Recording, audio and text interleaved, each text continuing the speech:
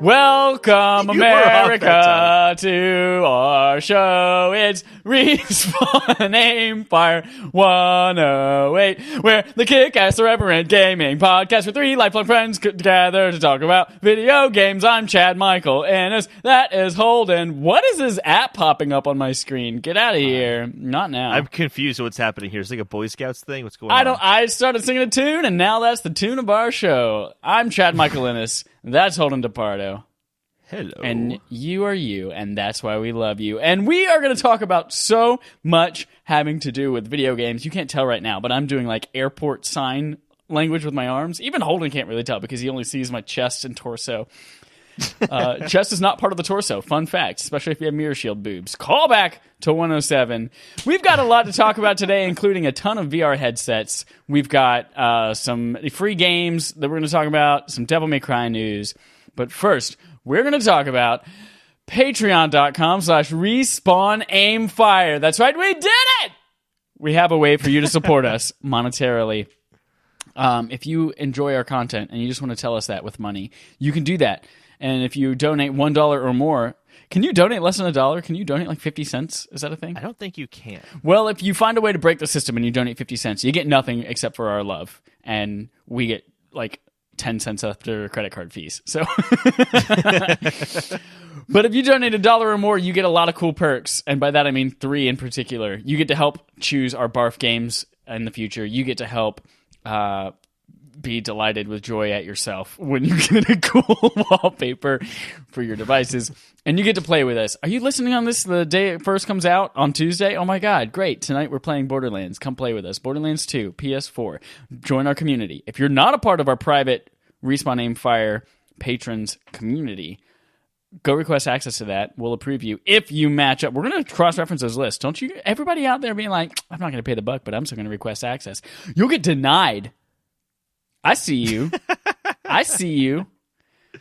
There aren't many people to double check with. It's like in the list, let me check this extensive list. Yeah. I glanced. Thank you You're on the list. to all of our patrons who came out in droves within 24 hours last year. You guys are wonderful. Everyone here, by the way, we've mentioned this a couple of times. Everyone here is a lifelong friend. You're all great. And then some of you are lifelong friends who like to give us money. Why do you give us money? So that we can do all sorts of cool shit, like buy equipment for video stuff. We can go to places like E3 and PAX, and to help us get new games so that we can stay more relevant for you and your earballs.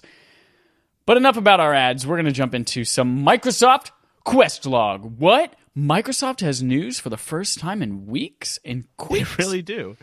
This is a great story, too. This is hysterical. I think I just breathed for the first time in 2 hours. This is a cool story, and by cool, I mean I debated whether or not I should ask you to put this in there because these are so hilarious. Oh, I was desperate to talk about this. Great, wonderful. It's incredible. Microsoft's official examples of, quote, acceptable trash talk are a joy, from Luke Plunkett at Kotaku. So Microsoft published these guidelines for like how you should talk and behave on Xbox Live when playing games with other people. And they have a list of unacceptable trash talk, as well as a list of acceptable. Actually, I'm going to reverse those because that's how they had it in the article. They have like, these are the cool things you could say. And then they're like, these are not cool ways to say these same things. I just want to read through a few of these. Like the first one, acceptable trash talk is, get destroyed. Can't believe you thought you were on my level. The unacceptable trash talk is, get sexual threat. Can't believe you thought you were on my level. I racked my brain for like a good 7 or 8 minutes trying to figure out what that threat was. Yes. I couldn't. Is it get fucked? I think it's get fucked. For the longest time, I was like, is it get bent? Is bent sexual? What does bent mean? And then I looked up a whole bunch of stuff, and apparently Bart Simpson's been saying get bent for a while. I was like, that can't be sexual then. I was like, what is it? I think it's get fucked. I think my favorite is like, everything about this one isn't bad except for the profanity part. It's, hey, profanity, that was some serious potato aim. Get wrecked, trash. Everything else about that's totally like cartoony. But you can make that acceptable by taking out a couple of things. Like if you take out hey, profanity, or the word trash at the end, and you just say, that was some serious potato aim. Get wrecked. But so here's what's funny about it. And I love that Microsoft's doing this because it's important to set an example. Yeah. It is. And it's humorous. It's tongue-in-cheek. It totally is. But just the thought of someone going, dude, did you just tell me I have serious potato aim and I should get wrecked? I'm done. I'm not playing this game anymore. Like, he got me. He told me I had potato aim. Oh, man. Man, he told me I was a game potato. That's just too much. This is one that is radically different. The acceptable version. Cheap win. Come at me when you can actually drive without running cars off the road. That's acceptable. Unacceptable. Cheap win. Totally expected from a racial slur. Not okay, you guys. Thank you, Microsoft, for pointing that out to us. Only reason you went positive was you spent all game camping. Try again, kid. That's a good one. Versus KYS kid. I had to look up KYS kid, and I already forgot what it meant. Oh, kill yourself. Yeah, don't do that. Yeah, don't do that. Yeah, so that's a fun little article. You can feel free to go read those. Expect to hear a lot of the acceptable versions of those if you play Borderlands with us tonight. Oh, God, I can't wait. I'm going to memorize all of those. Next up on Microsoft's Quest log. I just really want you to say at one point, though, go get sexual threat. Can't believe you thought you were on my level. Just say that exactly verbatim. Go get sexual threat. Or I'm going to say get bent. And I'm like, I'm so sorry.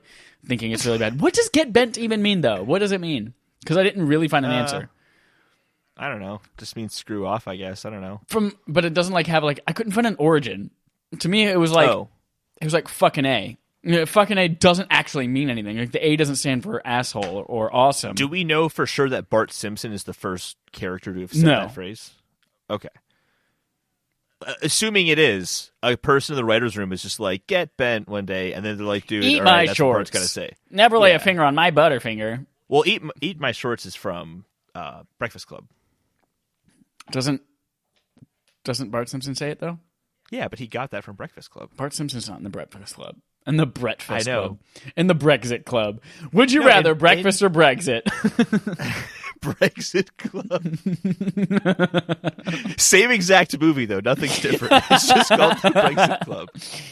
Yes. Let's move on. Microsoft's Project xCloud streaming service moves to take-home phase. This is from Vicky Blake at Eurogamer. Do you remember Ricky Lake? Very different person, I assume, than Vicky Blake. Phil Spencer says on Twitter, quote, congrats to Project xCloud team for completing their take-home release. Excited to get feedback from our internal teams ahead of public trials later this year. pic.twitter.com/UN1T8MGOD4. That O is a 0, by the way. First off, congratulations to them. That's great. That's an accomplishment. Woo! Second of all, I thought they were releasing this year. They are releasing for trials. Like, there will be a public beta this year, yeah. Yeah, but I thought they were, releasing this year. And, the beta was in the summer or something like that. I don't know why I was under that impression. That, I think, is Stadia's timeline. That is Stadia's timeline. I knew that. But I thought, last year, when they announced it, they said it's coming next year. But I guess you're right. I guess they did say public betas next year. They're behind. So either they're behind Google Stadia or they're being more honest. Or this is a next-gen thing, and next-gen is launching, unfortunately. Oh, I just meant, next year. Stadia's going to launch, and it's basically a beta. They're just going to launch it without calling it beta. Microsoft's being more honest and saying it's actually just a beta. Yeah. We'll see. I wonder what we obviously don't know, but I wonder what they're, to be part of the public beta, what do you have to do? You probably have to be part of the Xbox Insider program. Probably, yeah. God. I think it's one of those things of, if you're going to be able to do this, you probably already know. Otherwise, there'd be a sign-up link somewhere. I'm saying, sure you don't know that. They haven't even announced the dates, Holden. God damn. This is my jam. Party till the a.m. I think if you're in the Insider program, you know you're in the Insider program. You know the deal. This is what Microsoft always does. You're an Insider program. You're going to get it. But if someone on the inside, or someone on the Xbox Insider program, which is not hard to be a part of the Xbox Insider program. That's true. If someone got that invitation, they would have told someone, and I'm sure plenty of people on gaming outlets, we would know that information. No, I'm not saying that they actually have gotten something from Microsoft. I'm just saying they're in the Insider program. They know they're going to get it. That's how it works. Not they've gotten anything official. It's it's going to happen. We don't fight on this podcast. So we're going to move on. Consider that a fight, but okay. I was about to bust your head in 2 pieces. Well, we can't fight over the next story because it's just so great if it's true that... New Microsoft patent reveals Braille controller for visually impaired gamers. This is from Imran Khan at Game Informer, who I feel like we have 100 stories from every single time. You have a crush on Imran Khan. Great. Patent includes back touchpad that can output Braille characters, voice to Braille for in-game chat, and back paddles like an Elite controller. I think this is an awesome idea. I think this is so dope. There are a couple of cool things. If you aren't aware, there are already really, really expensive pieces of technology that you can plug into like your computer, and it will line by line of like an article that you're reading. It will have Braille appear for that line on a strip, and you can read it. But to have that in something as compact as a controller, because those dots have to like constantly be moving to adjust for the letters of the words. I think that's super cool. I don't know how much this would ever cost, but it'd be expensive, but it'd make a world of difference to someone who would benefit from it. Absolutely. Voice to Braille for in-game chat seems like it's impossible to keep up with, but I don't know how fast people read Braille. Oh, it can. It's fast. As fast as hearing it? What about people overlapping? I've seen some people reading Braille before, and their finger was going across the page pretty quickly, like faster than I could read a book. Gotcha. I was very impressed. But what I think is cool about the story is that we've been talking about accessibility on the podcast the past kind of few weeks with the whole Sekiro thing, and I mentioned that companies like Microsoft have to do this kind of thing. Like they have this controller is something that no developer could do if it's real, right? And I really think it sounds actually kind of plausible. So it's just good to see that hopefully Microsoft is going that direction even more so than just one adaptive controller, because they could have just left it at that. But if they're making a Braille controller, like they're taking it seriously, and it gets me excited about what other stuff they're going to do in software and things like that. They're going to make it easier for developers. I'm excited about that because I think that could really push the rest of the industry to actually start taking this seriously. Yeah, I love it. For anyone who's like, back paddles on the Elite controller, what does that have to do with anything? If you're not familiar with how to type in Braille, there's an accessibility feature on iPhone. I assume there's something similar you can download for Android. But you do it by holding the device in front of you like a tiny steering wheel, and then you move your fingers, like you face the screen away from you, and you move your fingers. There's a 6-button thing or an 8-button, depending on your preference. And your fingers are typing on either side of it. Look it up. It's cool. And that's what those would be used for, to write Braille using those paddles. All right. That's it for Microsoft. That's a lot of good Microsoft news. There's no bad Microsoft news. I mean, to be fair, what's going on? Braille controller is a rumor, but... Oh, it's a patent that was filed. Yeah, it's a patent. But which means it could never come true if Microsoft is a piece of shit. Just kidding. Speaking of piece of shit, didn't you play Days Gone? Hey, I would not. To be clear, I don't think it's a piece of shit either. We're moving into Playtime. Yeah. We were talking about games we played this week. Days Gone is not a piece of shit game. It's not. I just wanted a segue. It's a fine game. It's fine. Well, I was looking at the 3 games here: Days Gone, Cuphead, or Borderlands 2. Like, if one of those 3 games were a piece of shit, it's definitely not. Holden, think about how you portray yourself to the world on social media, your public persona, and think about whether that is going to help elevate you as like a good person and a role model, or whether that's going to make you the villain. And I want you to think about your actions and the words that you say, and then remember all those times that I talked about kiddie porn on in a bad way. To be clear, kiddie porn's bad. Just like that guy. To be clear. Just like that guy. His things Chad has said earlier have been questionable. He has to make a clear, definitive statement right now. But Days Gone. To answer your question, though, I want to be villainous. That's what I want to be. Right. So, speaking of villains, tune in at the end of the episode for #Thanks for Creating. Oh, teaser. What? Oh. Yeah, I played Days Gone some more. I've put in over 25 hours. I don't know the exact count anymore. Wow.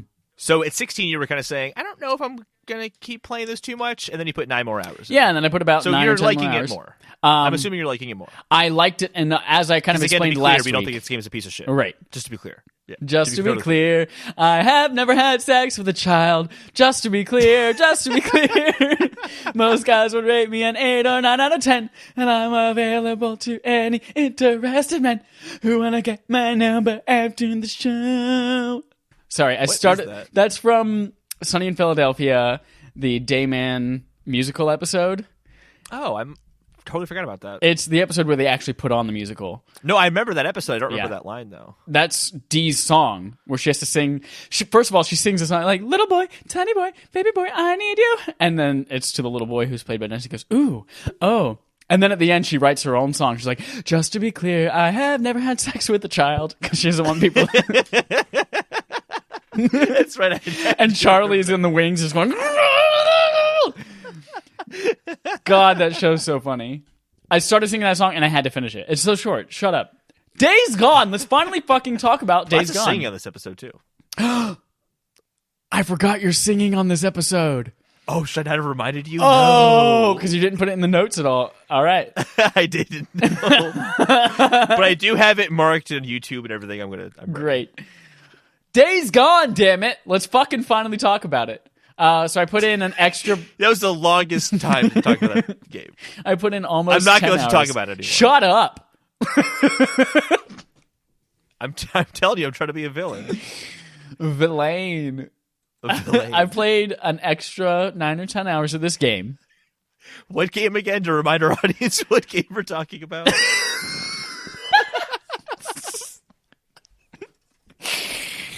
There's a quote. No, stop. We're not going to get off topic. I played Days Gone. Days fucking Gone. I almost did it. I almost got you off track again. All right, let's talk about Days Gone this time. Okay. So it is more of the same. More of the same impressions that I got last time. And I didn't see an end in sight. And it was just keep it on going. The mechanics are fine. I don't feel like I'm encouraged to do anything with any of the, like, oh, I get cool new weapons or I get cool new abilities. And I don't feel like I'm encouraged to do them because the throwing a rock to distract them, sneaking up and stabbing them is as effective late game as it is early game. So there's no reason for me to try anything new or do anything different with the other game mechanics. And I encountered my first new enemy in probably 20 hours. It was like what's supposed to be like this really terrifying super freaker. And like there's a whole story mission about it. I get to the plane, this cargo plane, and there's a super freaker there. And I was able to just sneak up behind it and stab it and take it out in one hit. And I was like, well, if that's what I have to look forward to, fucking That great. reminds me of something else that pissed me off recently. So I decided I've seen enough of this game to form an opinion, and I don't feel like playing the other 30 hours that it's going to take to finish it. I don't feel connected enough to it. But I got a good 25 hours out of it, and I don't regret the time I played. Okay. And then I beat Cuphead. Oh! Not only did I finally finish those 3 bosses that I had so much trouble with on Xbox, I beat that fucking dragon. But then I realized that that was not the key to the final boss. That was the key to Dice Man, or Mr. Dice, or Mr. fucking Diehead. I don't know. Which was a really cool battle, because it's like, I don't want to spoil the battle. But I beat that after about an hour. And then the final boss, the devil, I spent literally like 3 hours straight just laying in my bed on Saturday, fighting this boss over and over and over and over and over and over and over, getting like so close over and over and over. And then I beat it with a perfect score. Full health, like perfect score, great time, all the parries, all that shit. But, so yes, I beat it. I'm wonderful. I'm amazing. Woohoo! And then when a patch comes out, I'm going to have all of those achievements on my Xbox as well. But what I also thought was really cool, thank you. That's all I really wanted. We can end the podcast now. What I really loved is there was actually a patch that came out for the game on Switch and Xbox a few weeks ago that added some secret versions of bosses. Like, for instance, the first boss, like the garden vegetable boss, where it's a potato and then an onion and then a carrot. When you get to the second part, when the onion comes out, if you don't shoot it, if you shoot it normally, then the onion starts crying and all the obstacles fall down from the top like teardrops. But if you don't shoot the onion at all and you just stand still, then the onion smiles, disappears, and then a little radish pops up to make it difficult. And the radish is always constantly going across the bottom of the screen, tracking you. So there's like extra ways you could do this, and there's one for like the theater level later, so there's a few like secret versions of these bosses with alternate endings. I think is super dope. I can't wait to find the rest of those. And then I played some Borderlands 2. Holden and I started Borderlands 2. If you're playing along with us, if you're a Patreon subscriber, and you want to actually play with us, we are going to be doing everything starting from Sanctuary. Sanctuary is like the main hub city that you get to in the game, and it's about 2 hours into the game, or an hour and a half if you speedrun. But that's where we'll be meeting up with everyone. So we got to Sanctuary and quit, and then we can't wait to play with everyone.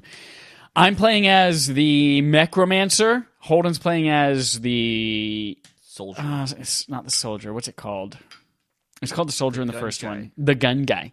He's the gun guy. He's the Gundam. No, actually, there is a guy. I'm a commando or something like Commando that. Sounds right. Yeah. No, because there is, now that I think about it, there is a gun guy. There's the Gunzerker, yeah. The Gunzerker, yeah. And I'm not him. Right. To be clear. Just to be clear, Holden has never had sex with a child. Just to be clear. Most guys would rate him an 8 or 9 out of 10. That's what I played this week. Holden, what did you play this week? You've got 2 games on here. It was a joke. It's Job Simulator and School Simulator because I was working and going to school all week. But my semester's over this week. This is the last week, and I have a big project for work that I'm dealing with. So it's a big week. After this, I can play games again. So next week, I can't wait to talk to you about Days Gone because I actually do want to play Days Gone. Oh my god! Sorry, I bent down to pick up the water pitcher off the floor. And then I had a muscle cramp in my abs while I did it. And then on my way up, my headphones got caught in my microphone, and I couldn't get up, but the cramp was like, you have to get up right now.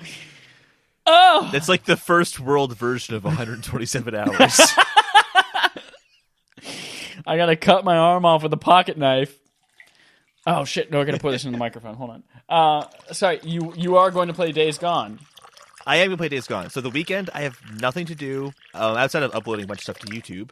YouTube. Which I guess we haven't talked about that. We're having all of our content on YouTube, pending me doing it. So when that happens. Yeah, don't everybody go at once looking for this episode on YouTube. No, we're posting them like from the beginning. Yeah. All the way up to the most recent episode. So it'll be like a little while before the current episodes are on YouTube. And just to be clear, I have never had sex with a child. I'm changing the name. No, don't you dare. Don't you dare. We'll get taken off iTunes so fast. No, I'm not changing the full thing. I'm just saying what our title is going to be, and then just to be clear, the front of it. Nice. It's going to happen. We have to. It's just gonna be the audio of the show with some artwork on there. It's not gonna be video of us, but we want people to be able to find us, like them youngins who do everything on YouTube nowadays. And if they want to listen to podcasts on YouTube, great.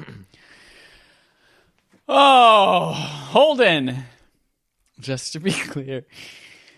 Let's talk about our fetch quests. These are just headlines, basically, not much meat to them. So these are our fetch quests. Let's go through them. Yeah. So I'll start off here. We have the new Call of Duty has been confirmed by Activision, and it's going to be revealed before the end of June, which is what they said in an earnings call. Surprise! Surprise! Call of Duty this year. Pokemon Pass is an app that's coming out. It's separate from Pokemon Go. Chad, do you actually know more about this? I have probably no idea. This is literally the first time I'm hearing of it, and I'm looking in the App Store right now. What is Pokemon Pass? So basically, it's like a rewards kind of thing. I'm actually pulling up the article right now to pull up what it's doing. I honestly thought you were going to be able to explain it, so I didn't put a note in there. Get a legendary Pokemon! There you go. You found it. It's in Pokemon Sun or Ultra Sun. Does anyone even play that?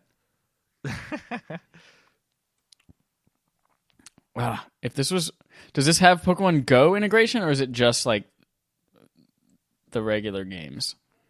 I'm going to read the store description. Add a little Pokemon fun to your next trip. To the store. Add a little Pokemon fun to your next trip to the store with Pokemon Pass. Got it. See what's in store with Pokemon Pass.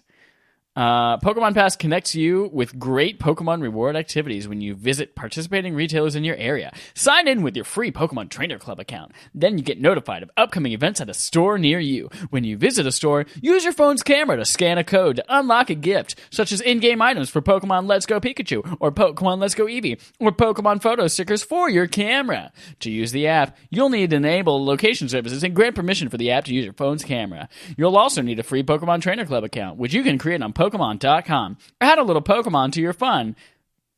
Add a little Pokemon fun to your next trip to the store with Pokemon Pass. Interesting idea, annoying issue. For all those having login issues, sorry, that one's a review.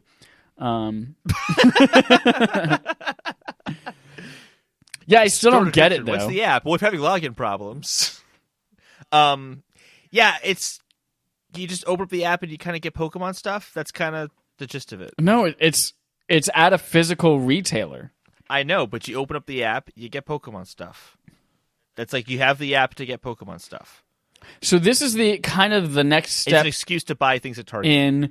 You know how they used to be like, or to go to every Target. month you get a new legendary in Pokemon Sun and Moon. And sometimes it was just a code that they gave you. Sometimes it was participate in GameStop, and you'll get a code there to enter into your goddamn. I feel like know they did that. You didn't know they did that? Yeah. I assume this is just the next generation of that. Interesting. That's nice. Speaking of the next generation, we have the next generation of PlayStation Plus free games and Xbox Live Gold free games. And that is way better on the PlayStation side this month. Oh, yeah. So much better. They have Overcooked and Edith Finch, both games I have, but if you don't have them, they're fantastic games to get, especially Overcooked. Overcooked's fun AF. And then What Remains of Edith Finch is one of the best indie games this generation. But if you're lucky enough to have an Xbox, not a PlayStation, you get Marooners and Golf Club 2019 featuring PGA Tour. Yeah. Woo.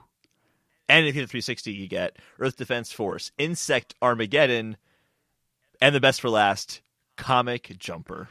And also, if you have Xbox One, every Xbox Live games with gold for 360 is backwards compatible, so you get all four of those. That's a shit lineup. Yeah, it really is. I think might be one of the worst I've ever seen. This past month, for April, was the first month that we didn't have like the PS Vita and the PS3 games included in the PlayStation Plus ones. And I went to go redeem them because it was The Surge, which everyone should play if you're a fan of Dark Souls and sci-fi. And then Conan Exiles. And so I went to go redeem it, but I forgot that it was that. And I saw there were only 2 games. I was like, what's going on? What's up? What? This is so much easier to just hit the redeem button on these 2. But I feel like I'm empty. It's weird. It's weird. Epic acquires... Is it... Psyonix. Psyonix, okay. Acquires Psyonix and will remove Rocket League from the sale on Steam later this year is the article headline. However, that's not true. That was a misreport based on an odd phrasing on Epic's part, which was basically saying, we're buying Psyonix and we're going to have... Psyonix.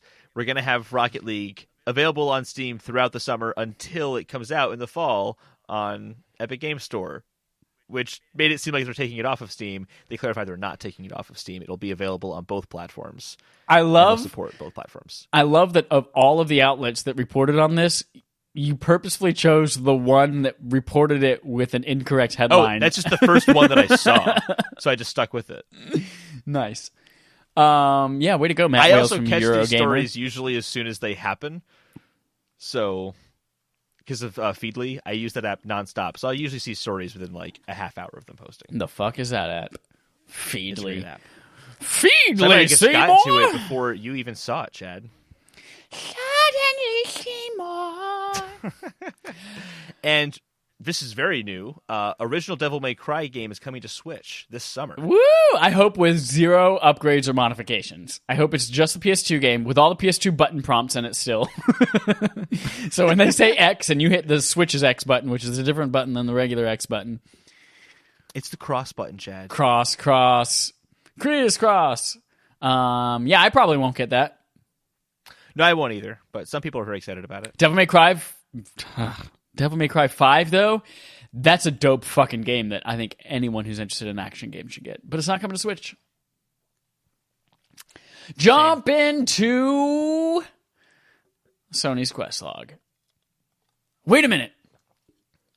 Every segment this episode was supposed to be Ryan's blank, but we forgot. We'll do it next time. Oh, no. Sony quest log. Sony announces upcoming State of Play for May 9th. This is their number 2.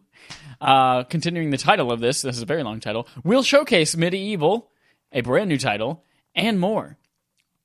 This is from Jordan Biazzo at Game Ranks? Game Ranks? I've never heard of that publication. Ranks, yeah. Probably I have. I don't know. But anyway, PlayStation has a message that says, "Hi all! Excited to share that State of Play will return for a new episode next Thursday, May 9th at 3 p.m. Pacific Time. West Coast, Best Coast. It'll be a quick show, around 10 minutes, but we've got some PS4 updates we couldn't wait to share with you. PlayStation Worldwide Studios will be showing off an extended look at Medieval, as well as a first look at a new title, and we'll have other updates and announcements from upcoming PS4 games. One note, don't expect any updates relating to our next generation plans this time. Sorry." Interesting that it's 10 minutes long. I think they got the message that the first was a little long-winded. I was listening to Kind of Funny Games Daily today, and it's interesting that it's 10 minutes long and also features a new look at a first title. It features an extended look at... Did I say new look at a first title? I think I did. A first look at a new title, an extended look at Medieval, and other games and updates and stuff like that. And that's 10 minutes of content. An extended look apparently is not going to be very extended. No, I mean it'll be a 1.5-minute trailer of Medieval. But that's not an extended look. It'll be something short. It'll be surprisingly short. You know what it's going to be? It's going to be this: What? 9.5 minutes of Medieval. A 27-second sizzle reel of a bunch of indie games, and then a 3-second title screen, Metroid Prime 5. Boom. That, or they show this really cool close-up of a bloody tool, and then it says Shadows die 3 times, and then it cuts away. Yep. That's also what's going to happen. Thrice. Yeah. Shadows die thrice. No, it's going to say 3 times. Shadows die, put your phone in rice. Okay. It rhymes with thrice. A little interesting note here is that they purposely put in this thing about next-gen consoles. They've only had one of these before. They've never talked about next-gen on one of these. But they said, don't expect any updates relating to our next-gen plans this time. Mm-hmm. So it's possible that they'll use this to talk about next-gen stuff at some point. Oh my God! Wouldn't it be dope? Wouldn't it be dope if we were married? When was the first one? It was not even a month ago. It was right? April. Yeah, it was April. I feel like we'll find out. I'm Googling it. Chad's looking it up. Yeah, Chad's looking it up. But the point is that the first one was very recent. The second one, about a month away. What if they just dropped one in the middle of E3? We're not going to have a presence at E3. But we're just going to drop a State of Play that talks about next-gen stuff during E3. You're a State of Play. How dope would that be? I feel like if they're going to do it, they're going to do it a week beforehand or 2 weeks beforehand. No, they should do it right in the middle and just shut everyone down. It'd be awesome. It was April 3rd. Actually do it. Yeah, so every month or so. April. So maybe 3rd. they'll do the first week of June. In the first week of June before E3 happens, they'll have one. Yeah. Right during Dub. And that's when we're going to talk about big stuff. Baked stuff like potatoes. Twice baked potatoes. Thrice baked potatoes. Shadows die thrice. No, it's Shadows die 3 times. I just it because it's longer. Shadows die. Put your phone in rice. Baked potatoes. Sekiro. Shadows die. Put your phone in rice. That's definitely the thing. One. Hey, Asian countries love rice. Big staple of their diet. All right, we're going to move on now. So, third-party quest log. I just realized, did we not talk about the Sonic trailer last week? Did it happen after? No, we definitely talked about it. You did? Okay. Oh, wait. No, maybe it was a tweet. People reacted to us hating it. It was just a tweet. You're right. We did not talk about it on the podcast. This is a piece of shit! I'm actually looking forward to it. I'm being serious. because it looks so bad. Oh, that's right. You're one of those people that loves bad movies. I love bad movies. If anyone hasn't seen The Room, I highly recommend it because it's so terrible. It's enjoyable. I've seen it over a dozen times. And the Sonic movie just looks like it could be that bad.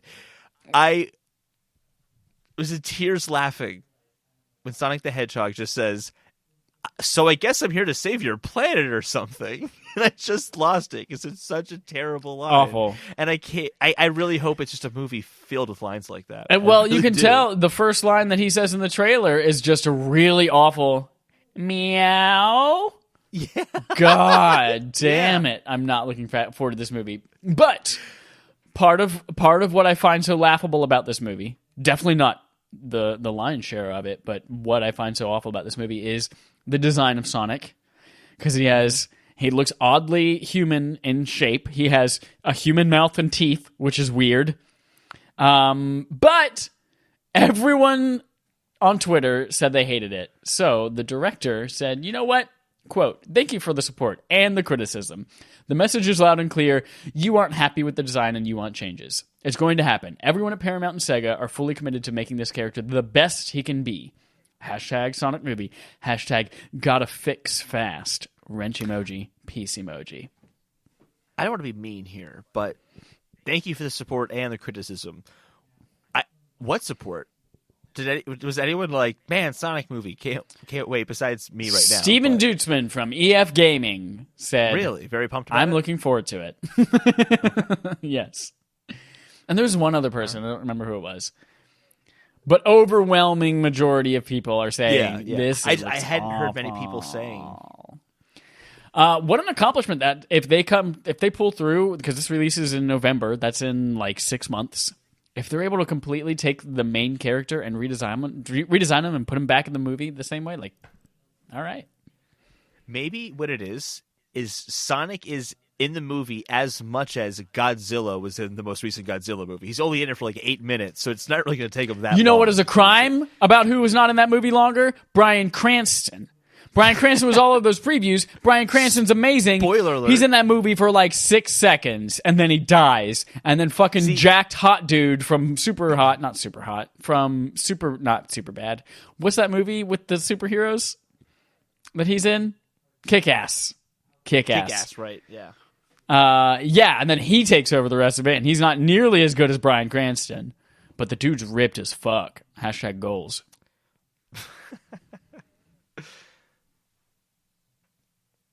So, Great. Yeah, go back to Sonic movie. I'm honestly more excited hearing this because, like, oh, man, and they're going to have to change all the CGI in a few months. Oh, boy, this is going to be great. No, it's going to be awful. I'm excited. It's going to be awful. I might pre-order a ticket. Do it. If you have the AMC A-list, you can pre-order your ticket as soon as they go live, and you don't have to pay for it because it's part of your subscription. We're now going to move on to another part of our third party devoted completely this week to VR, virtual reality, for those of you who have been living in a shoebox. Shoebox. Happy Monday, everybody. Can I just make a tangent for a second? Because you just mentioned living in a shoebox. I think I met someone this week who legitimately lives under a rock. I like this person. Patrick Star. Cool person. No. From SpongeBob. Not them. Him. I mentioned 3 movies to them, and they hadn't seen them, whatever, but they hadn't even heard of them before. And I'm like, what's happening? Am I this old already that, like, this is crazy?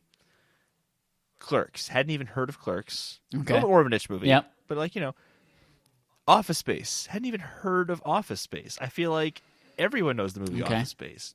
No? And then Harold and Kumar Go to White Castle. Hadn't even heard of Harold and Kumar Go to the White Castle. Okay. Those are 3 kind of niche movies.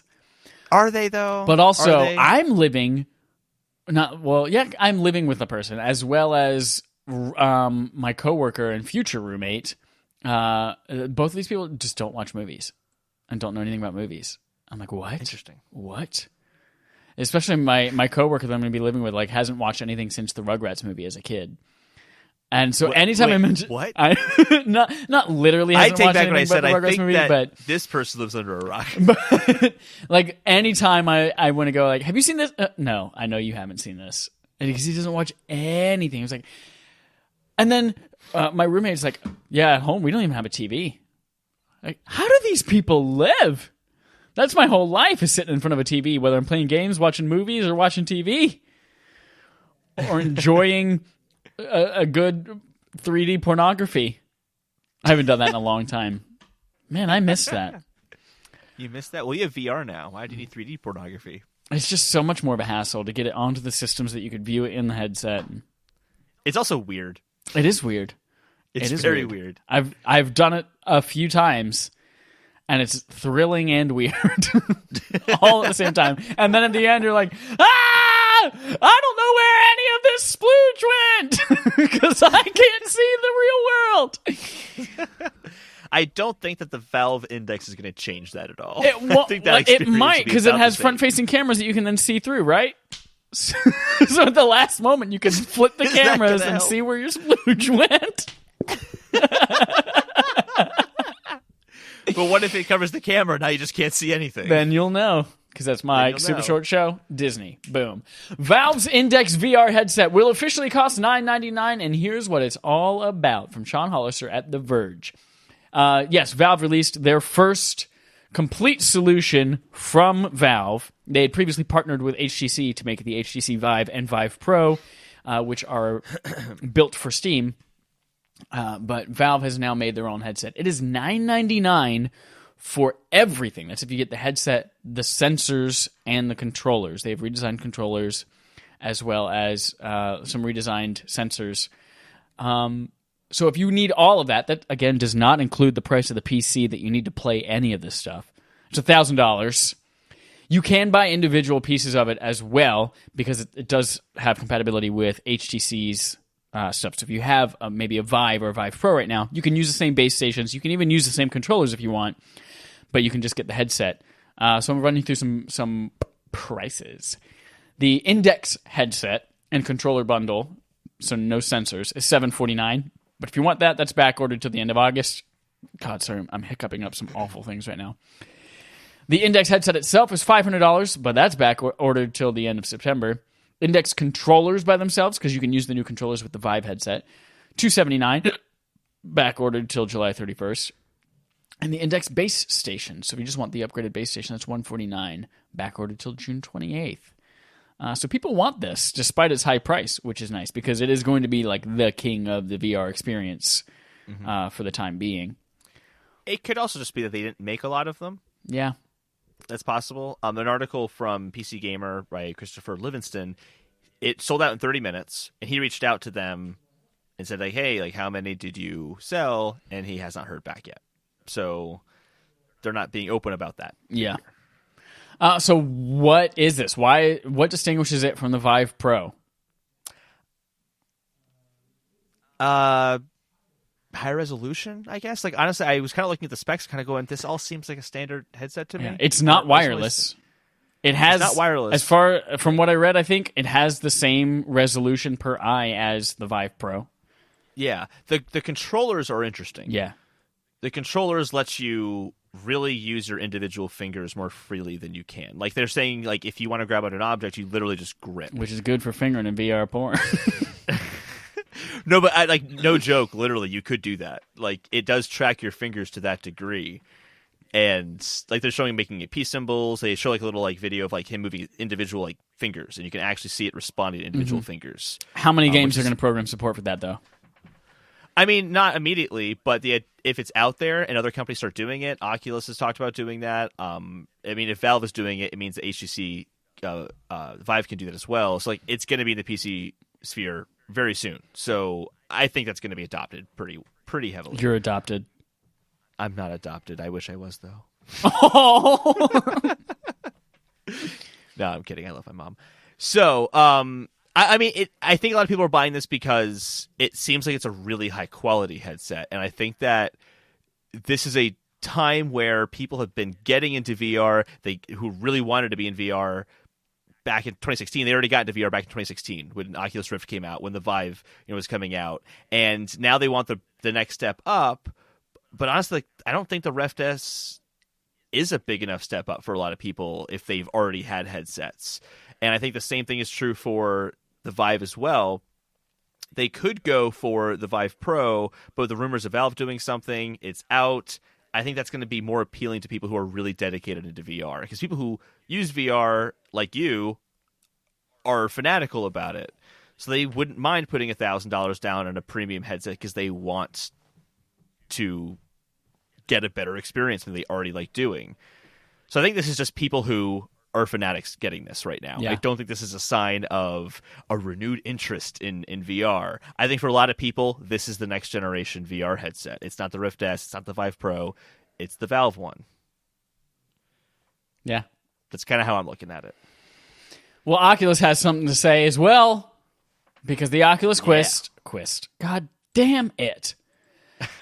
Oculus Quest and Rift S begin shipping in May with pre-orders available today. So both of them are $400. They are both available on May 21st, and you can order them today. So the Quest is the wireless headset, and like all in one package. And then the Rift S is basically the upgraded one that you connect to your PC. Holden, I saw both these headsets. Yeah, you did.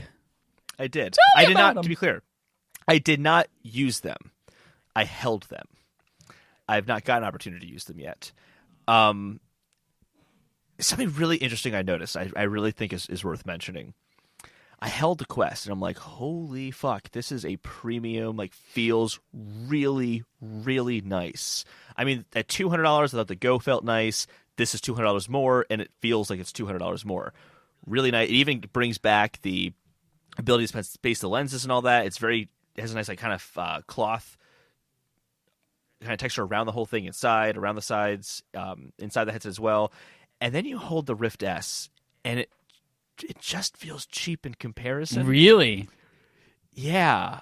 And I was really surprised by that. I don't think it's going to be bad at all. I'm sure it's going to look really nice, all that kind of stuff. But like, the plastics in the Rift felt nicer than the Rift S. I had both of them side by side. I could hold both of them. I just preferred the feel of the Rift S. The strap on the top is much better than the Rift, to be clear. It's a lot more like the PSVR one. Just to be clear. But it's the same price point as the Quest, right? Mm-hmm. It's really just it doesn't have the battery, it doesn't have the processor, it doesn't have any of the other stuff that's going on in the Quest. It's literally just a monitor you strap to your face. And it doesn't have as nice materials as the Quest does. It doesn't feel as nice. Maybe part of that's that the Quest is heavier because it does have more stuff going on inside the headset. But here's where my kind of thought goes, I think this is just a cheaper made product. It doesn't have the spacer for your eyes. Oh. But the Quest does. Interesting. Think about that for a second. The Rift, it'd make more sense if the Rift S had it, because that should be cheaper to manufacture than the Quest. The Quest has a comparable screen. So it's not like there really is a huge difference, other than the Quest has more going on in it because it has batteries, it has its own processor, it's its own self-contained unit. I just thought that was very, very interesting. I don't know what to make of that. I wonder if it's like if they're trying to market the Quest as like their flagship product and it's more accessible. $400 gets you in. You don't have to have a PC, so they're trying to make that the more premium experience. Yeah, or premium feeling experience to people because they want that to sell better, maybe. And I think they expect it to sell better. Yeah, so they know that they might not get the higher margin off of it, but they're going to make up for it in volume. Right. So, whereas the Rift S is much more niche, so they need to make more profit per unit. Also, something about the Oculus Quest versus the regular Oculus is the Oculus Quest, you don't have a PC, so it is a closed off environment. Like you have to buy and purchase things from the Oculus store. Whereas true. Oculus, it's guaranteed revenue. Yeah, so that's from the store. It's like the App Store on iPhone. Like, that's a great point. They're going to make so much money off of that because that's the only way people can buy stuff. Versus the Oculus Rift, where you could go and play Steam stuff on it. Yeah, the eye spacing sliders just really surprises me because the Quest is now the only Oculus headset sold that has that. The Go doesn't have it. The Rift S doesn't have it. Do they still sell the Oculus Go? They do. Yeah. Oh. Yeah. I can't remember the last time I ever was in a Best... I don't know if I've been in like an electronics store that has a section for VR in it. I mean, I'm sure I have, but I've just never looked at it. I mean, that's literally your Chicago, job. if they would have had- No, I know. Just to yeah. be in an electronics store with a VR section. But yeah, I'm sure they it's- did in Chicago. I'm sure they did. Yeah, so it's interesting. I've not used one yet, so I don't know what the experience is like. But I just thought that was worth mentioning. I thought that was kind of interesting. Yeah. The difference in how they feel and the quality of them. But the launch lineup has also been announced for the Oculus Quest, and there are Beat a lot Saber. of games. I highlighted, I thought were the Beat biggest ones. Saber. I don't know if you want to That's look all through you the need list to and know. Beat Saber. Beat Saber, so coming Beat to the Saber's on Oculus there. Quest. Keep talking, and nobody explodes. Good game. Expect You to Die, Job Also Simulator. good game. Moss, Robo Recall, Yep. Super Hot, so excited for Super Hot. Yep. Thumper, Virtual Reality. I really, really recommend. If you have the ability to play that game in VR, I really recommend it. It's like a $10 game, but it's really fun. And then VR Chat is coming as well. Nice. Did you see anything else in that list that was notable to you at all? I kind of highlighted the notable ones. I'm looking back through it right now. Oh, yeah. Fucking eating the Rec Room. I feel like people play Rec Room a lot. I saw that one, but I didn't know it off the top of my head, so I didn't highlight it. Oculus Browser. I know. I thought that was funny. They include Oculus Browser, Oculus Gallery, Oculus TV, and Oculus Video launching with the Oculus Quest. To me, it's like Apple saying, guys, and the new iPhone's going to come with the phone app, notes, email, text messages. I mentioned that. Apex Construct. Oh, To be clear, nothing to do with Apex Legends. That's just kidding. Yeah, I think that's the game that everyone confused it with on Steam. Then they review bombed it because it wasn't Apex Legends. I think that's what that was. It's funny. Yeah, so I think that's. There are a lot of games in that list. There's definitely less games that are worth getting than there are fewer. The percentage of games worth getting is not very high. But the games that are there are really good VR games. Yeah, definitely worth. Like almost everything we said, I've played and is 100% recommend. Mm-hmm. So very cool there. Woo. I'm curious what the response is once it starts getting out there. The reviews have been fairly positive from what I've seen. Yeah, from everything, like it works magically, and the tracking, even on the outside, is really great. It has cool features. Mm-hmm. The only thing that I've seen is, I forget what reviewer I was reading that mentioned it, but it's like, obviously it's running on a mobile processor, which means they have to make a lot of sacrifices in terms of like fidelity and stuff like that. But for most of the experiences, it doesn't matter. Yeah. And I think anyone getting the headset is kind of expecting that anyway. Yeah. It's just kind of a miracle it works anyway. It's a miracle. It's a Christmas miracle. Well, great, Holden. Thank you for treating us to that little Oculus section. We're going to move on to our sponsorships. One day soon, we'll come up with a better name for this segment that more reflects what it actually is. Let's talk about one thing first. Hashtag thanks for creating. We've been kind of lazy on this, but we're going to get back to it this week. Hashtag thanks for creating is our way of saying thank you to the people who create the things we love in the gaming industry. This week. Can we be clear about this, by the way? Just to be clear. You've been lazy about this recently. I've always been lazy about this. Holden still am. did one of these. I did one. He did one of these because he's a piece of shit. Yeah, I'm a piece of shit. I've thanked a lot of people on Twitter, so I get attention for it, as well as just via email to people who don't have Twitter, so I don't get attention for that, but I did it anyway because I'm a hashtag good person. So use the hashtag Unlike thanks me, for who's a creating. villain. Shut up! Get out of here. Hashtag thanks for creating this week. Thank the actor who portrayed your favorite game villain. Whoever that might be, whether it's Lazarevich from Uncharted 2, don't let it be that person, or anyone else. Thank that person. And use the hashtag thanks for creating so we can see all the love. We'll put out the graphics so you can retweet it so that people understand what you're talking about too. Then we're talking about BARF, Backlog Accomplishment with Respawn and Friends for May and June. Again, it is Borderlands 2. You can play along with us on your own if you like, and please send us your experience. We're going to do this at the end of June when we have our BARF side quest for this game. I want there to be 140, or let's do modern Twitter, 280 character or less reviews of this game. I want those from our community. So, as you guys are playing it right now, start formulating your 280 character reviews. But if you're part of the special group of people who give us money on patreon.com/respawningfire, you can play with us tonight or any other Tuesday night over the next 2 months and randomly else throughout the week whenever we decide we want to play.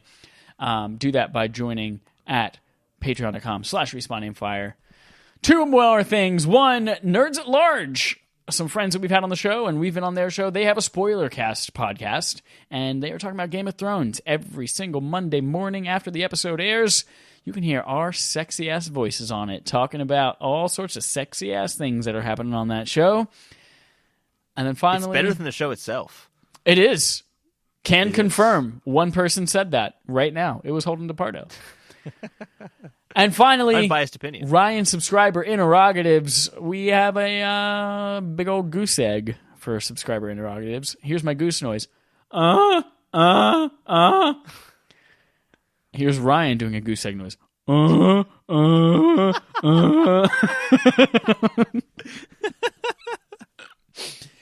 So if you have a question you'd like to ask us about anything video game related, send those in to us on Twitter at RespawningFire, to our email, respawningfire@gmail.com, or shout it at a duck.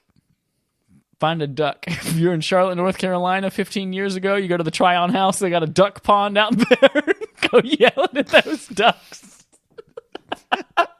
But if for some reason you're not at the Tryon House restaurant 15 years ago in Charlotte, North Carolina, then don't do that because it's a retirement home now.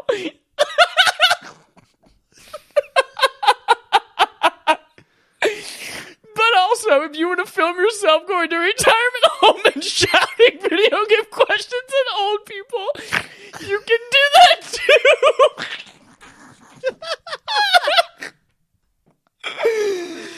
Oh my god! I honestly was not able to follow what you were saying to a certain point. I was just distracted by how red your face is. Your face is so red. Please, dear God, someone send us a video of that. I don't think it's likely to happen. Oh Matter of fact, what do I my think is more God. likely than that to happen? There are literally over 100. There are between 100 and 200 people who listen to the show. One of you has to have an in to where old people are. And you all know how to yell. Where do the old people hang out? They're hanging out at what used to be the Tryon House restaurant. Oh, God. I wish maybe Parker Begale. I said it right. He's from Charlotte, North Carolina. Maybe he knows what the Tryon House is.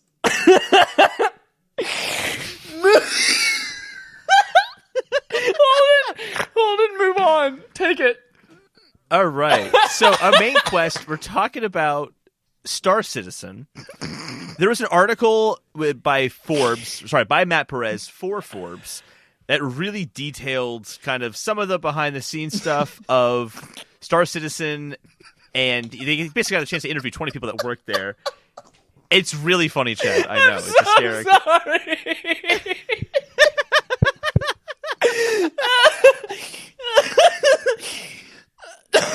Oh, Jesus Christ. Oh, God, I'm good. But also, are you ready? if you want to send us a video of you yelling at a duck, that's okay, too.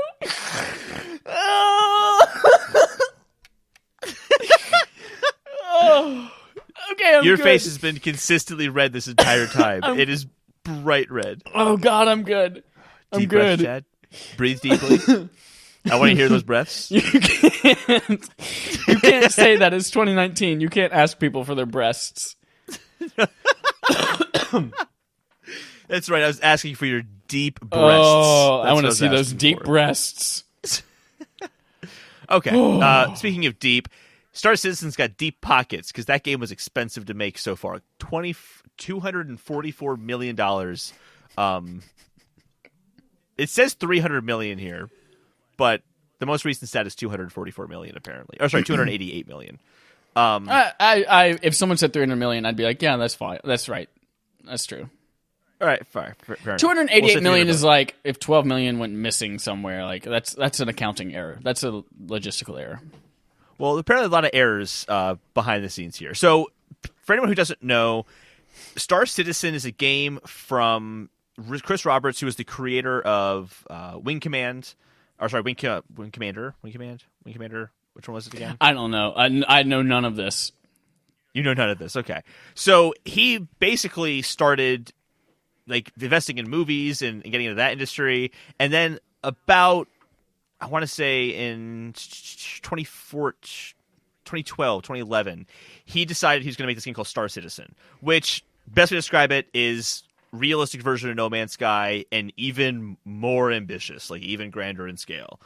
Except he wants to make, rather than like a procedurally expanding universe, it's like always growing as you explore it. Mm-hmm. He's making 100 star systems. Like he's going to make 100 star systems with planets and moons and all this shit. And you're still thinking about. I'm still trying not to laugh at Tryon House.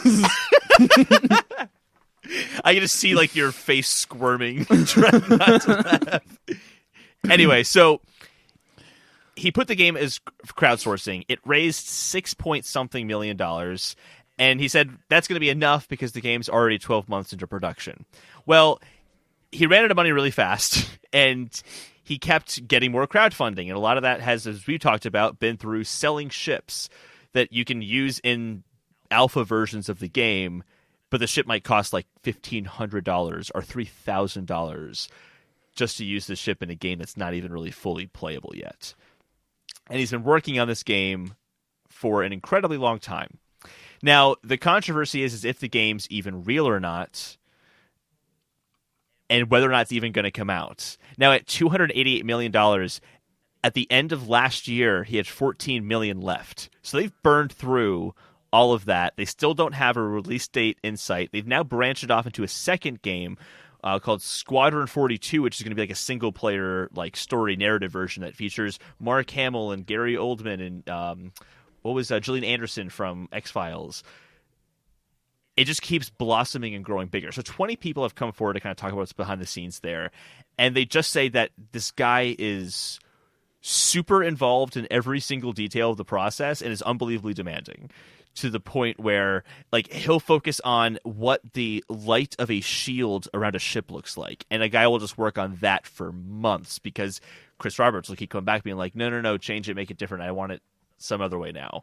Or this one guy said in 18 months of working on this game, he's on character development and like in the writing part of it, and he only wrote 5 characters and only created 5 characters in that time frame because he kept getting different messages and everything had to go through him. And they keep adding features, but it's never consistent behind the scenes. So there's no clear direction, there's no focus for this whatsoever, and they've burned through the biggest budget in games, like period. Like, it's an unbelievably massive budget for the game, and there's no end in sight for it. But then it gets more questionable where, okay, well, he's honest about where the money's being spent, except for executive pay.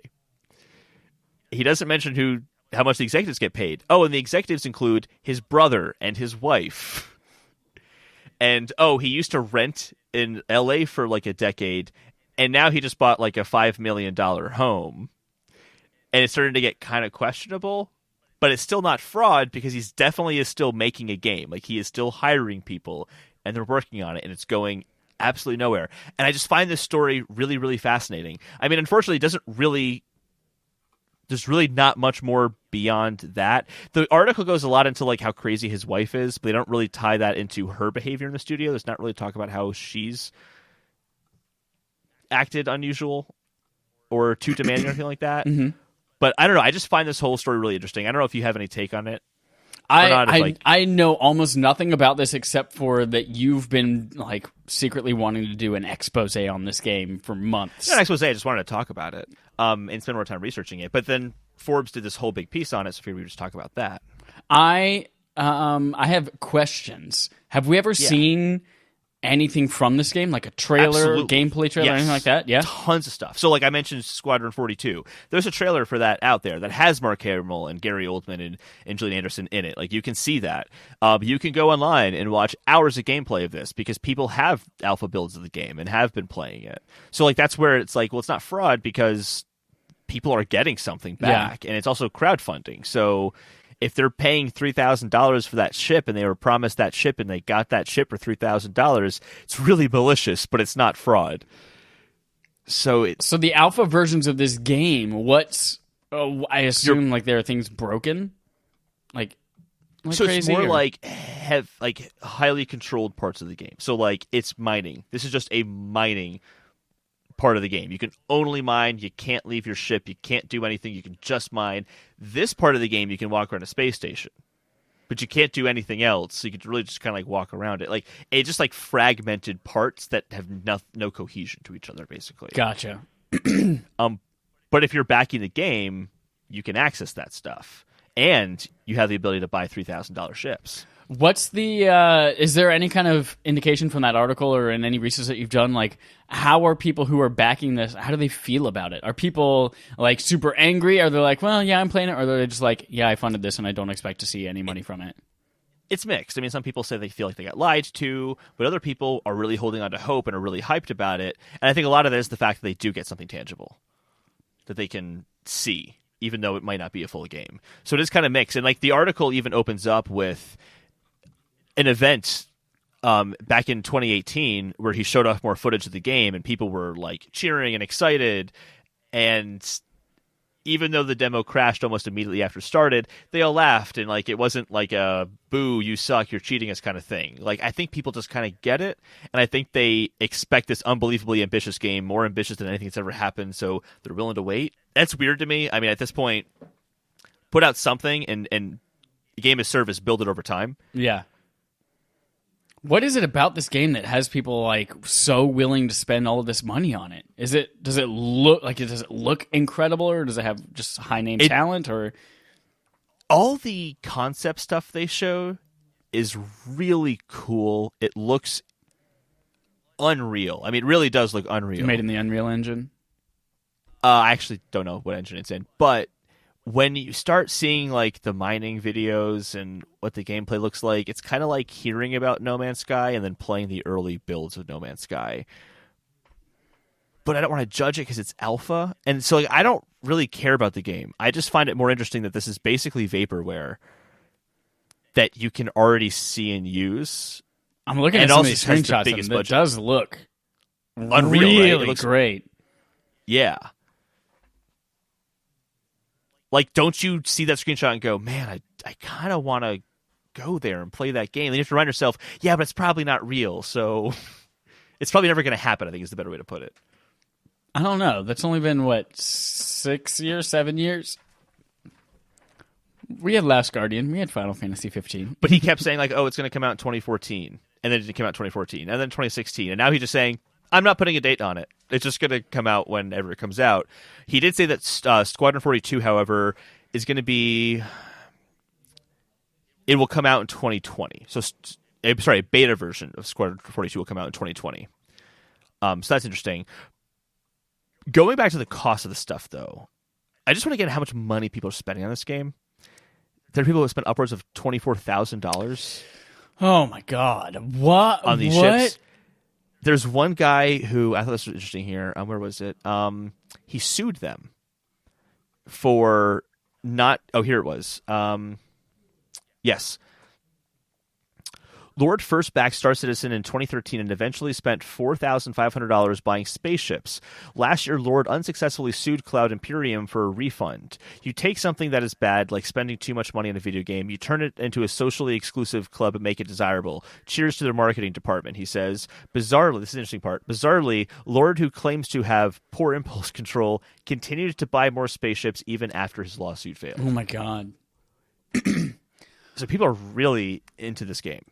Is there any kind of like, or at least this guy when you're is. backing it and you're putting money into it, is there any kind of promise that like you get to see some, like you're producing this game, you get to see some part of the profits or anything like that? Or is it just like Kickstarter, where it's like, you give us money and we'll give you a couple of these pre-order bonuses, but you are not guaranteed any percentage of the profits?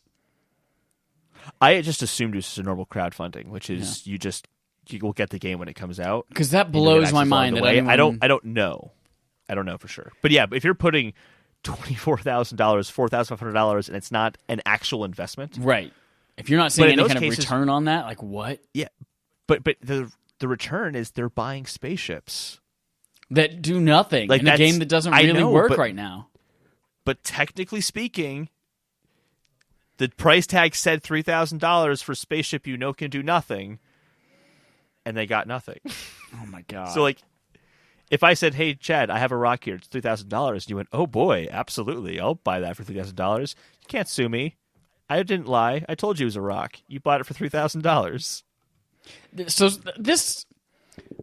there's something wrong, yes, with the development of this thing and the way it's being run, but there's also something wrong with the people that are investing in this as well. Like, they are not completely faultless in all of this. Oh, I think it'd be. I mean, if you said, "Hey, I put $20 in because I think it's a cool game. I want to see it happen one day." Sure, that's yeah. fine. But yeah, the people who are putting in, like the guy who sued, like, yeah, it's a problem, and it sounds like he admits it's a problem. I mean, yeah, that's like a gambling and fiscal responsibility kind of thing. Not I put $60 down on a game that I hope comes out one day. No, it's you have problems with spending. They're like those are probably the people that spend thousands and thousands of dollars on mobile games. The whales that those mobile game companies go after, just because of poor impulse control. Yeah, and what's interesting in this case though is that they're still going to make this game. They're still going to sell these ships because it works, and they're not going to stop. I mean, the Gardner is Robert's wife, and she just basically said, "Well, where's the quote? It's not our responsibility to tell people how to spend their money." Oh yeah, here it is. It's not my place to talk about what people spend their money on. Like, they just don't care. Like, it's like, well, we're going to put it out there. If they buy it, they buy it. And I just feel like it's really unethical. Yeah, considering they don't know when this is coming out, and when you're that far out and it's software development, there's a good chance it just might not happen. And now you're having people spend this kind of money to fund a project that, I don't know, I feel weird about it. But if you, yeah, absolutely, it's weird. I feel like it's one of those things, though, if you're working on this game, that if you do enough work to make it look like the game is still in development, but you keep ticking the whole paycheck, like, you could just continue doing this in perpetuity as long as people are willing to pay for it. Yeah. And this could be your side hustle while you do something else, like a dream project, like whatever 42 is that they're doing, Squadron 42. That's really, really icky and gross, and I don't see why anyone would put any money towards this, but they somehow keep getting money. $300 million.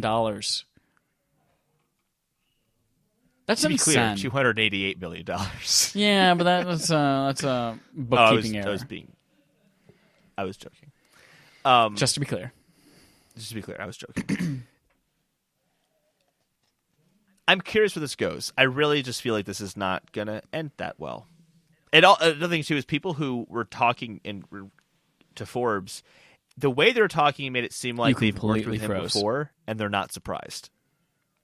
It's kind of like, and your face is looking real dumb in the screenshot right now. There you are. This is what Chris is like. Hi. It's just us reconnecting, but I'm sure you'll. Yeah, I'm here. Be inside. I can see you. I can't see you though. It's just us reconnecting. Actually, I can see you moving behind the frosted glass panel that says reconnecting. Freaky. It's tricky to rock around this ride in time. It's tricky. Interesting. I guess inevitably one day we will see an article saying Star Citizen not ever coming out. People are angry, class action lawsuit, and then one day we might even see so-and-so going to jail for fraud. But I don't know if they could go to jail for fraud. Right now, no. But maybe whatever causes the game to never come out. I imagine that's where this is all going. Maybe that's part of it is they know they can't finish the game. It's like Enron. Like, at a certain, like, they knew that company was going down. Like the people at the very top, they knew it was going down, and they just kept telling everyone to keep investing, everyone in the company to keep investing in the 401k. Please put your money into it because they would financially benefit from that. Because they're just looking out for themselves in the crash. I think it's a similar kind of thing, maybe. Like, they know it's not going to work out, so they're just going to keep doing this and benefit as much as they can until it crashes and burns. Yeah. Oh, that's yucky. Short tangent. Enron, smartest guys in the room. Awesome documentary. Really good documentary. Where can I watch it? Really disturbing. It's on Netflix, I think, but if it's not on Netflix, it's worth renting. I'm not going to pay money for it. I already subscribe to several streaming services. Well, it's been on Netflix before. It'll come back again. It's the cycle. It's like Netflix, then Hulu, then HBO, then back to Netflix again, and then Hot. Hulu, and then HBO. I probably won't So on watch and it, so but I bet it's fascinating. It's fascinating. I've seen it like 5 times. I think it's a great documentary. What's that Steve Carell movie about the housing market? Oh, Big Short. Big Short. Really good, too. I think we went and saw that in theaters together, right? Yeah. Yeah. I think we Yeah. did. Good movie. Sounds good. Well, thank you, Holden, for You're still bringing that reconnecting. main quest. Yeah, well, I know that. For bringing that main quest to us from Star Citizen. We're going to move on to our end game, starting with our first segment of end game called We're So Fucking Humble, which is a segment where we take a back seat and be really humble while we let our guests bring a little bit of information they want to talk about and lead. So go ahead and take it away, guests. Holden, while they're talking and we're not listening to whatever the guest is saying, can you do me a favor? Am I still reconnecting on your screen? Yeah, you want me to hang up and call you back? Yeah, hang up real quick and then call me back. Okay. Okay, Go for it. Go. But shh, we have to be respectful. They're talking right now. Yeah, but don't quit your audio stream. Like, keep recording in Logic. Thanks. Okay. I'll see you soon. Okay. Oh, there we go. Yep. Okay. Yeah, can you see me now? Yes. Oh, do you have to do the... Yeah, you have to do the thing with your microphone and your headphones. Yeah, okay. Just make sure they don't hear it.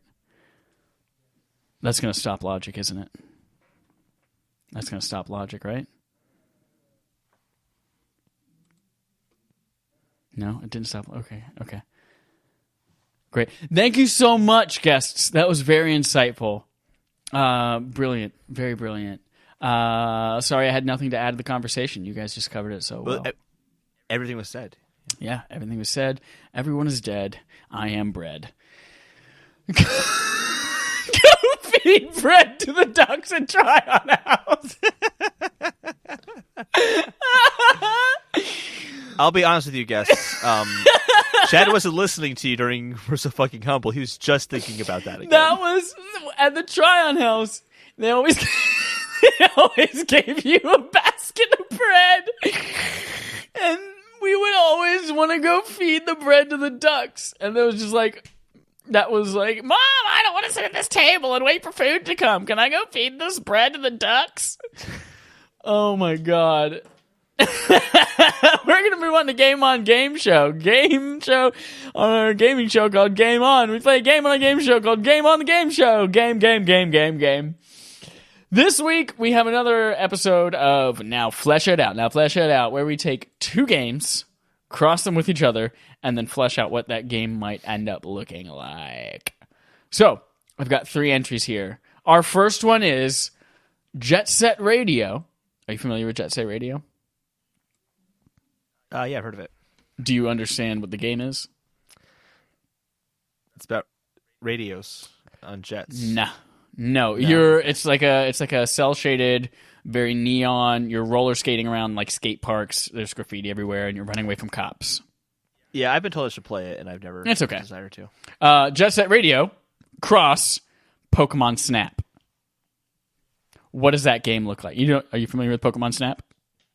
Let's take pictures of Pokemon. Take pictures of Pokemon, or take pictures of ducks in the try-on house. So what if the game is all the Pokemon are on roller skates and it's really hard to take pictures of them? Oh my and God. just chase them around. Or they're all on roller skates and it's like you have to catch them, but they're all greased up. Like pigs. And you can't catch them, but they're all. I want to see like a Kangaskhan or something like that on roller skates, or a Tauros on roller skates. I think what it is Chad just wants to go see some Psyducks and throw bread at them. Something else I thought this could be, which is really cool, is like almost like a Where's Waldo type thing with graffiti, and then there's like Pokemon hidden in the graffiti, and you gotta like snap their picture. Interesting. Yeah. I think they get boring really fast. Okay. Here's the thing. What's that game? The Sony first party game coming out with your graffiti stuff. Oh, Concrete Giant. Concrete Giant. Yes. Yeah. Concrete Giant. So the graffiti moves and there's shit in it, and you're painting it. What if it is? Stay with me. Oh, where's Waldo of the graffiti? But you have to take pictures of the Pokemon in it. But the Pokemon move. All right. I see where you're going with that one. A radical idea that's completely different from the last. Oh, something with that. I'm still not liking it. Or it feels kind of similar. You're right. You're exactly right. I just like the idea, though, of just being on roller skates, just catching Pokemon and just picking them up. That's just all you do. You just skating around, just picking up Pikachus and stuff. Great. That's it. That's the whole game. Perfect. That's what we've decided Jet Set Radio Cross Pokemon Snap looks like. Number 2, FIFA Cross Knack. Knack, the infamous PS4 launch title. Here's one thing. Yeah. Is the goal itself and the goalie is Knack. And like when you go to shoot the hoop, like he'll just like come out of the pole of the hand and like block it and stuff. Okay. Like, okay. He is the goal. Here's one thing I was thinking of. Knack, a lot of the game is like you consume other pieces of debris around you to make yourself bigger, or the opposite. You like shed stuff to make yourself smaller. What if the longer the soccer ball is in play, the more shit from the field that it picks up, and the bigger the ball becomes? Which means it's easier to block. The goalie can block it easier because it's a bigger ball, but also if you get it past the goalie, you get more points because it's bigger. So there's that risk-reward. Do I keep it small and make it harder to block and get fewer points, or do I make a bigger ball and kick it around the field? The longer it's on the field, the more points it's worth, but also the easier it is to block. You also do this. I could tell from the look on your face that, like, the entire time I was talking, you're like, I can't wait for him to stop talking so I can talk. Yeah. I have this idea. Whenever you pass, you meld with the other player. So very quickly it becomes one player on the field. No, because you move slower. So, like, I can be fast and move around really quickly, but if I'm cornered, I have to make the decision of, do I try to evade this, or do I have to pass to get out of the way, which slows me down? It's a decision you have to make. Yes. Yeah. I didn't listen to any of it because I thought about the try-on house. Here's a funny thought, though. What if we both said the same thing? And we'll never know? You were just waiting for me to stop talking. I was thinking about try-on house. Oh, man. Great. I'm sure what you said was different and equally as exciting. I really think it's the same thing to be really funny. Game number 3. Wii Sports Cross Killzone. What? Wii Sports Cross Killzone. Okay, so this is how it is. It's just Killzone, but you're playing as me throwing bowling balls at enemies. Like underhanded, like throwing the bowling balls at everyone. That's the whole game. Or is it an alien murder simulator? And you have to, like, every single gun you get in Killzone, there's a separate plastic shell for it for your Wii remote. So, and you have to just practice killing people. And it feels just like real life when you kill people. But then you get the Wii Plus add-on, and it feels even more like killing people. Or, even better. Okay, you don't watch regularly Sunday in Philadelphia, right? I've seen most of it. But So I've forgotten a lot of it. So what? Okay, think about this. Killzone.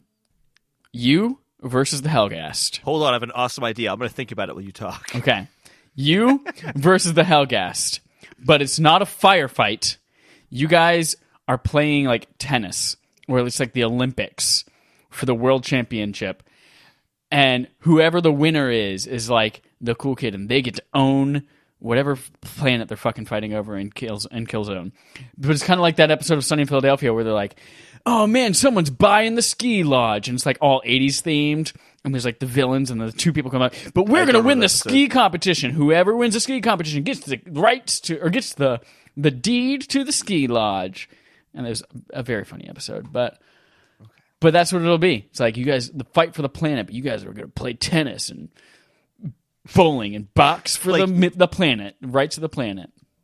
Like you walk into a room just like in Killzone, and you have like the Hellgast, peeking out like behind cover and stuff. But when you walk in, rather than shooting you, they just pull out a tennis racket and you throw a ball and you start playing tennis like in that room.